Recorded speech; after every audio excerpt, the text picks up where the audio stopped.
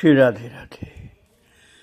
भक्तों, सामान्य मनुष्य भिक्षा का नाम सुन करके समझते हैं कि भीख मांगना बहुत दरिद्रता और गरीबी की बात है। हो सकता है और लोगों के लिए हो, लेकिन संतों के लिए बात नहीं है। संत लोग जो भिक्षा मांगते हैं वो रुपए पैसे की भिक्षा नहीं मांगते।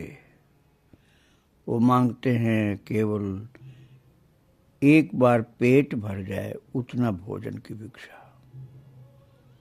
और आप श्रवण कर रहे थे भक्तों स्वामी रामदास जी काठिया बाबा का चरित्र, जो बचपन में ही साधु हो गए थे, एक सिद्ध पुरुष के द्वारा दीक्षित थे और गुरु आज्ञा से जन्मभूमि में आए थे वो, और एक वट वृक्ष के नीचे ठहरे हुए थे, घर के अंदर नहीं जाते थे।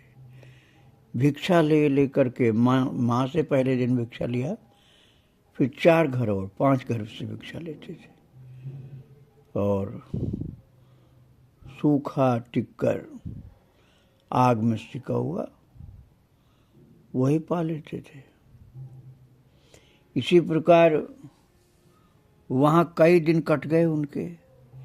एक दिन संध्या के पश्चात बाबा कहते हैं कि मेरे पूर्वाश्रम के संबंध की एक युवती और रूपवती भ्रातृवधू मेरे आसन के पास आ बैठी और बहुत देर तक नाना प्रकार का वार्तालाप करके फिर लौट गई। तत्पश्चात नित्य संध्या बीतने पर वह अकेली मेरे सन्निकट आकर आमोद प्रमोद तथा हास्य संबंधी बातें किया करती थी। उसके 2-3 दिन तक इस भांति आने से मुझे उसके मनोगत अभिप्राय के संबंध में संदेह हुआ। मैं उससे बोला, मैं साधु हुआ हूँ, तुम्हारी सी युवती को इस निर्जन स्थान में रात के समय अकेली मेरे पास नहीं आना चाहिए। तुम धर्म की बातें सुनना चाहती हो तो दिन के समय आ सकती हो। संध्या के पश्चात तुम और कभी मेरे यहाँ मत आना। मेरी इस बात पर वह हंसकर बोली, इसमें दोष ही क्या है? मैंने कहा, नहीं, तुम कभी नहीं आना, इसमें दोष है, ये साधुओं के नियम के विरुद्ध है। और भक्तों, बाबा कहते हैं कि मेरे पास आना चाहो तो दिन में ही आना, ऐसा मैंने बोला उसको, रात के समय कभी नहीं आना। वो मुस्कुरा करके उस दिन तो चली गई, पर दूसरे दिन संध्या बीतने पर रात को फिर भी मैंने उसे अपने आसन की ओर आते देखा, जिससे बिगड़ करके मैंने उससे कहा, तुमको मैंने आने से निषेध किया है और जिस पर तुम रात को फिर अकेली मेरे यहाँ चली आ रही हो, क्यों आ रही हो इस तरह? वह हंसती हुई बोली, इसमें कौन सा दोष हुआ? तो बाबा क्रुद्ध होकर के एक ढेला उठाकर उस पर फेंके जोरते, जिससे खिन्न होकर वो वहां से चली गई। बाबा तब अपने मन में विचार करने लगे कि मैं यहाँ बहुत दिन से हूँ, अब यहाँ रहना निरापद नहीं है, इसलिए मुझे इस ठौर को छोड़ करके चला ही जाना चाहिए। ये विचार करके सबसे विदा लेकर के बाबा जन्म स्थान का परित्याग कर दिए। बस यही उनके जन्म स्थान के अंतिम दर्शन थे। फिर कभी लौट करके जन्मभूमि में नहीं गया। इस प्रकार मैंने अपने मन को सावधान रखा कि स्त्री जाति के आकर्षण से बच गया। और भी एक बार मैं इसी भांति एक स्त्री के प्रलोभन में पड़ा था। एक बार एक अतीव रूप संपन्ना रानी से संयोगवश मेरी भेंट हो गई। वो बड़ी ही भक्ति से मेरी सेवा करने लगी। उसकी सेवा और भक्ति से मैं अलक्षित भाव से उस पर आकृष्ट होने लगा। तत्पश्चात वो एक दिन एकांत में मेरे यहाँ आकर के संपूर्ण रूप से मुझको आत्मसमर्पण करके बोली, मैं पतिहीना बाल विधवा हूँ आपकी ओर मेरा मन बहुत आकृष्ट हुआ है, इसलिए आप अब से मेरे ही साथ सदा रहिए और मेरे इस समस्त राज्य का उपभोग कीजिए। मेरा मन, बाबा कहते हैं, उसकी ओर पहले से ही कुछ आकर्षित हो चुका था, इसलिए मैं उसकी इस बात पर अपने मन में पहले तो कुछ प्रसन्न हुआ, पर तत्काल ही अपने वैराग्य आश्रम का मुझे स्मरण हुआ, जिससे अपने मन को धिक्कार करके मैंने प्रकाश रूप में रानी से कहा, मैं साधु हुआ हूँ, मैं अपने आश्रम की अवज्ञा करके कैसे आपके साथ भोग विलास कर सकता हूँ, इसलिए आप मेरे मोह को छोड़िए, मैं अभी यहाँ से चला जाता हूँ। ये कह करके मैं उस ठौर को शीघ्र छोड़ करके चल दिया। उस पर रानी की ओर मेरा मन पहले से अलक्षित रूप से आकृष्ट हो चुका था। बाबा कहते हैं कि मेरा मन उसके हाव भाव के स्मरण से कभी उद्विग्न हो जाता था। कुछ कुछ दूर चल करके मैं विवश होकर के बैठने लगा और मेरे जी में यही विचार उठने लगा कि उसके पास लौटकर जाऊं कि नहीं। अंत में भगवत कृपा से मेरा मोह चला गया। मैं फिर संयत होकर के उस देश को छोड़ करके चला। इस घटना को सुनाकर बाबा जी महाराज बोले, बाबा, स्त्री की आकर्षणी शक्ति से पार पाना पुरुष के लिए, विशेषतः युवक के लिए बड़ा कठिन है, जो मैं उस फेर में पढ़कर भली भांति जान गया। बिना भगवत कृपा के जीव उस मोह से नहीं बच सकता। और बाबा कहते हैं कि मैं अपने उस बाल वैराग्य की अवस्था में एक बार और भी इसी प्रकार की आपदा में पड़ गया था, जिससे भी मैं भगवान की कृपा से रक्षित हुआ था। भारत के उत्तराखंड में गंगोत्री के पास एक पहाड़ पर भ्रमण करते हुए मैंने सामने एक बृहद उच्च प्रस्तरमय पहाड़ को देखा, जिसके नीचे भूमि से संलग्न एक ठौर पर मुझे जान पड़ा कि एक प्रस्तर खंड अलगाया हुआ सा लग रहा है, और कौतूहलवश मैं उस प्रस्तर खंड को ठेल ठेल करके हटाने लगा तो खिसक गया। मैंने देखा कि वहाँ गुफा का एक द्वार है। फिर भी कौतूहलवश मैं गुफा के भीतर घुसा और गुफा में अति बृहत्काय, बहुत प्राचीन सुपक्व जटाजूटधारी एक पुरुष योगासन में उपविष्ट हैं। उनकी भ्रिकुटी के बाल नीचे की ओर इतने बढ़ गए हैं कि उनसे उनकी आंखें पूर्ण रूप से ढकी हुई हैं। उनको देखकर ही मैं लौटा और धीरे धीरे गुफा के बाहर चला आया। उन्होंने मेरे पीछे पीछे बाहर आकर के अपने आंखों पर लटकते हुए चमड़ी को धीरे से ऊपर उठाया, बालों को भी उठाया, और मुझे ऐसा प्रतीत हुआ कि मानो उनके विशाल नेत्रों से अग्नि की वर्षा हो रही है। ये देखते ही मैं भयभीत होकर के सोचने लगा कि वे अभी मुझे भस्म कर डालेंगे, क्योंकि उनकी तपस्या में मैंने विघ्न डाला है। उन बृहत्काय पुरुष ने मुझसे पूछा, तू कौन है? तो डर से मैंने उत्तर दिया, महाराज, मैं आपका चेला हूँ। उन्होंने कहा, चेला कैसा? मैं जो कुछ कहूँ वो तू कर सकेगा? तो बाबा कहते हैं, मैंने तो डर के कारण बोल दिया अपनी रक्षा के लिए कि बाबा नाराज ना हो जाएं, तो मैंने कह दिया मैं आपका शिष्य हूँ। और अब बाबा कहने लगे, जो कुछ कहूँ वो कर सकेगा, तभी तो शिष्य हुआ। तो मैं बोला, आपकी कृपा से करूँगा। जहाँ हम दोनों में ये बातचीत हो रही थी, वो ठौर उस प्रस्तर में पर्वत का एक प्रांत था। उसके सन्निकट एक बृहद घाटी थी, जो कम से कम 50 हाथ गहरी थी। उस घाटी के निम्न भाग में नक्षत्र वेग से एक पर्वतीय निर्झर के समान गंगा नदी प्रवाहित होती है, और जब मैंने कहा कि बाबा आपकी आज्ञा से, आपकी कृपा से कर सकूंगा आपकी आज्ञा का पालन, तो उस उत्तर को सुन करके वो बृहत्काय अति प्राचीन पुरुष ने प्रवाहित गंगा स्रोत की ओर संकेत करते हुए कहा, तो शिष्य है तो उसमें कूद पड़।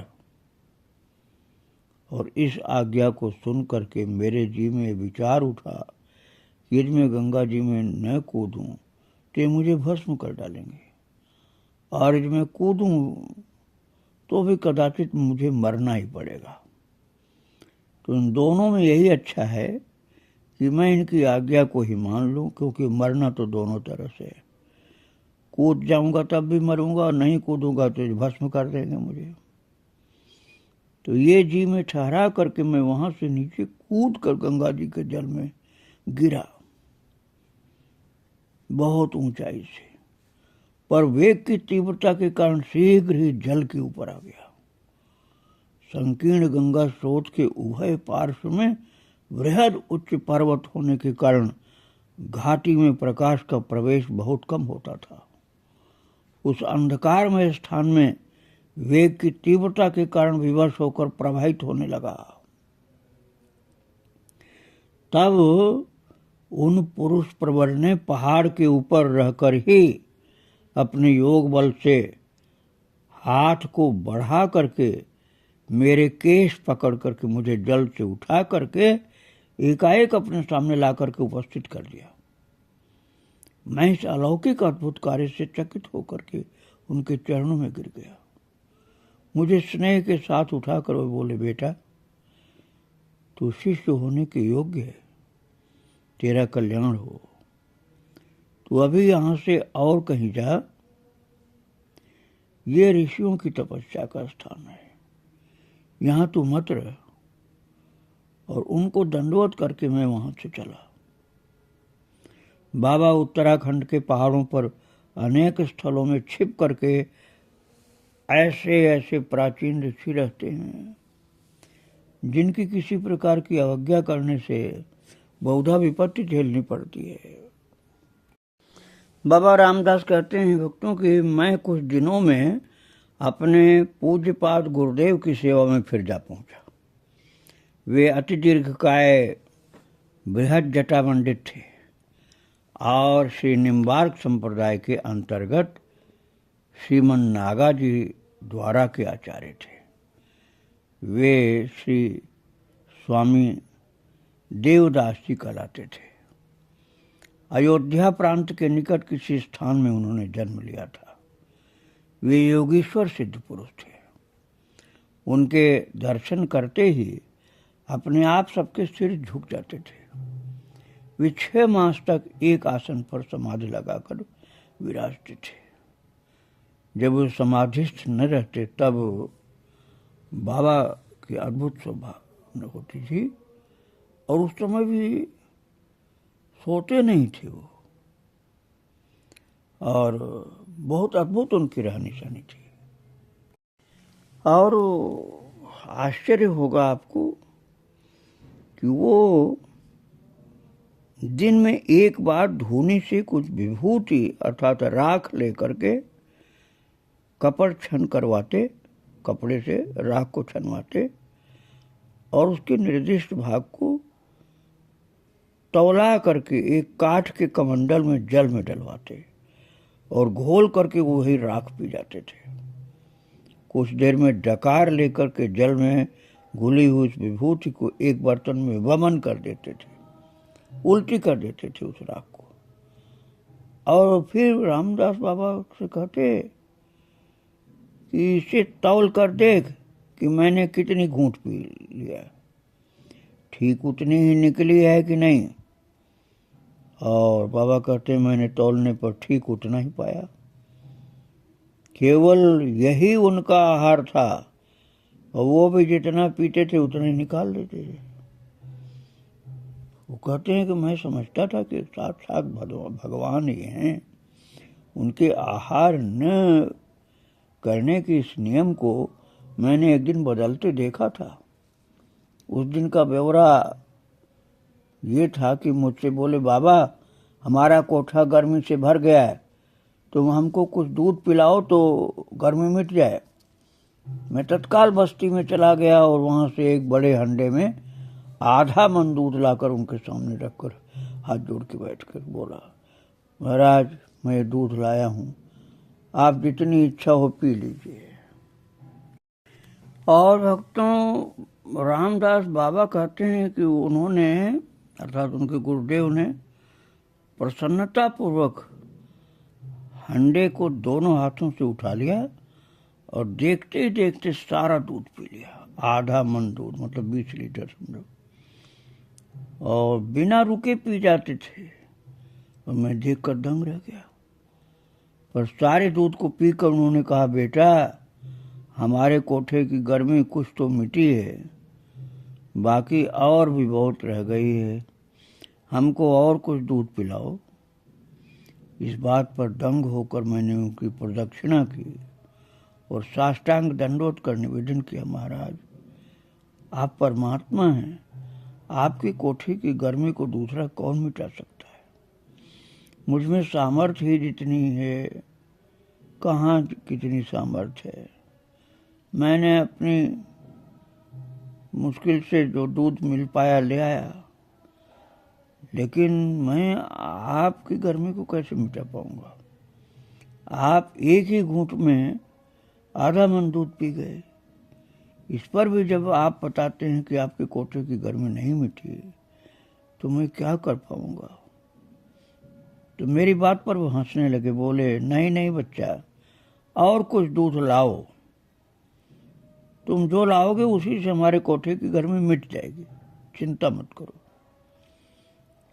इस आज्ञा को मान करके मैं बस्ती में फिर गया तथा और भी 5-7 सेर दूध एकत्रित करके लाया और वो पी गए और बोले, अब तो हमारे कोठे की गर्मी मिट गई।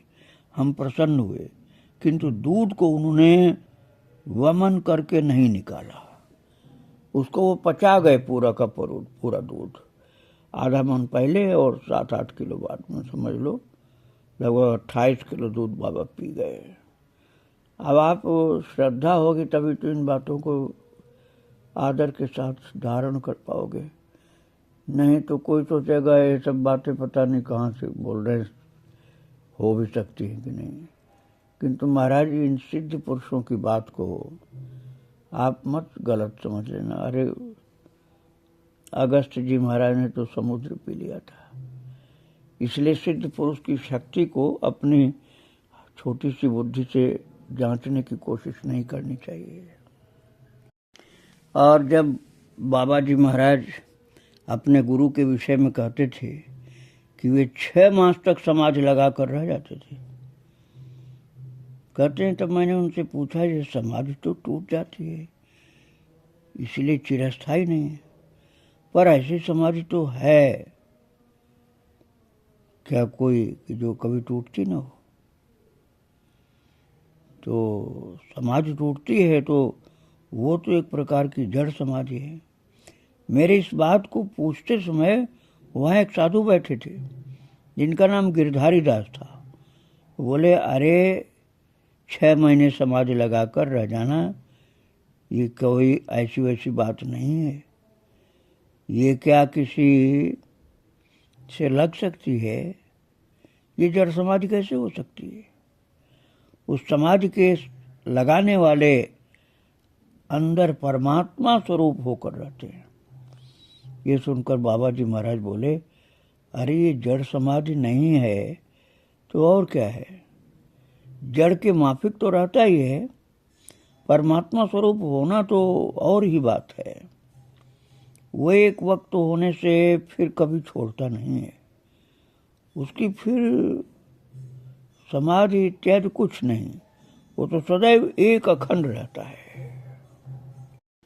बाबा कहते हैं कि एक समय ऐसा आया जब मेरे गुरु ने एक नगर से थोड़ी दूर पर एक जंगल में अपना आसन लगाया था।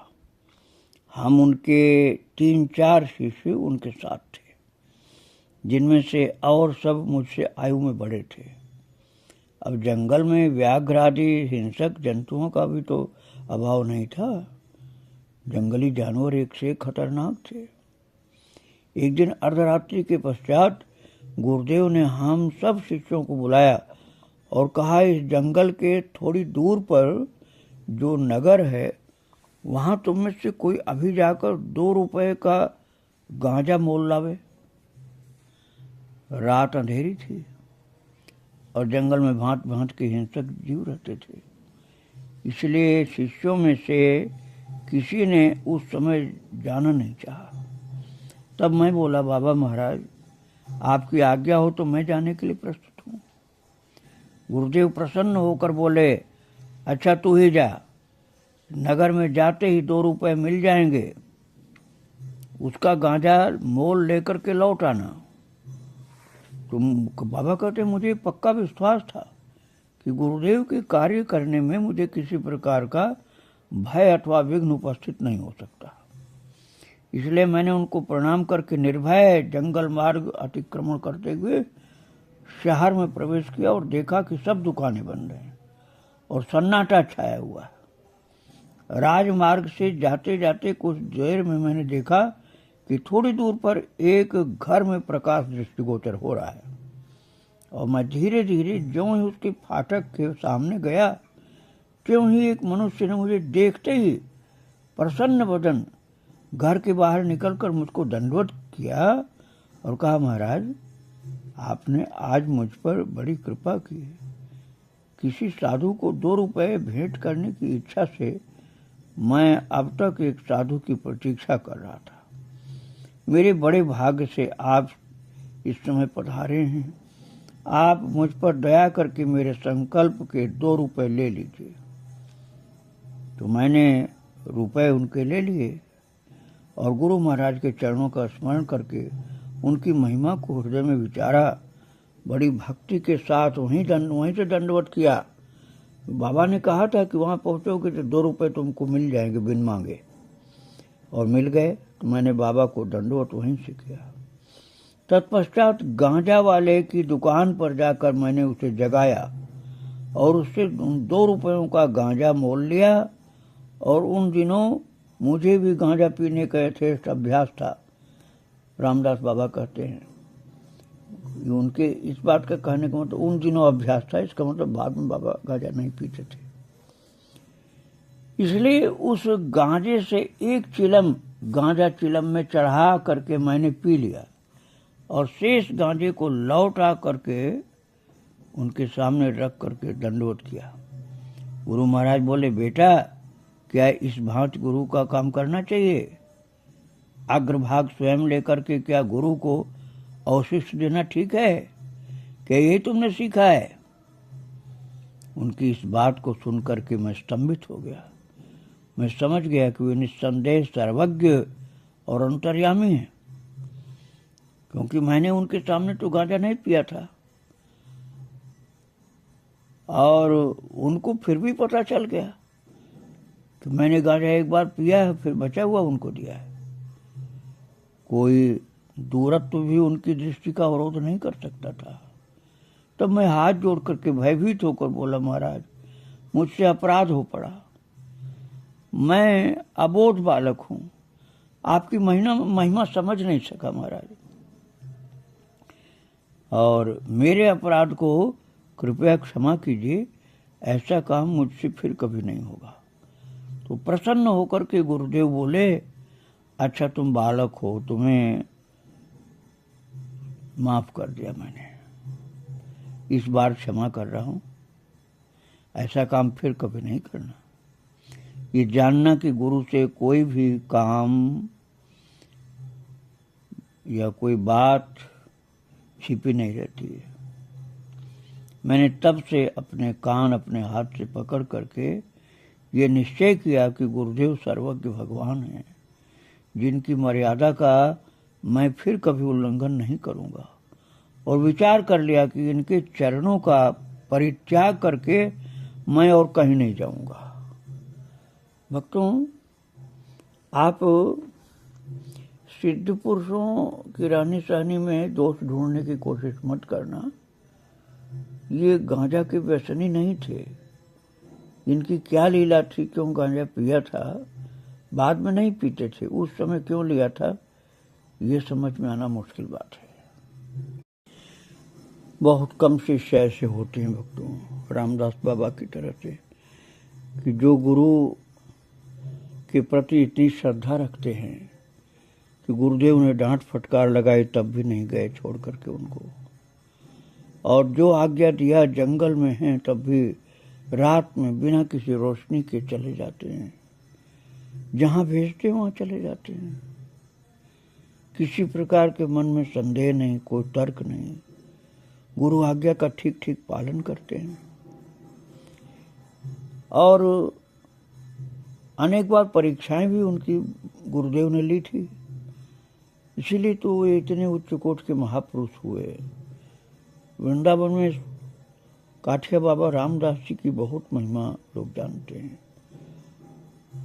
उन्होंने ही विजय कृष्ण गोस्वामी जब आए थे बंगाल से तो उनके साथ उनकी धर्मपत्नी माता जो थी योग माया माता, तो उनके लिए लोग नए साधु लोग बोलते थे कि साथ में इसके बाई रहती है, कैसा साधु है।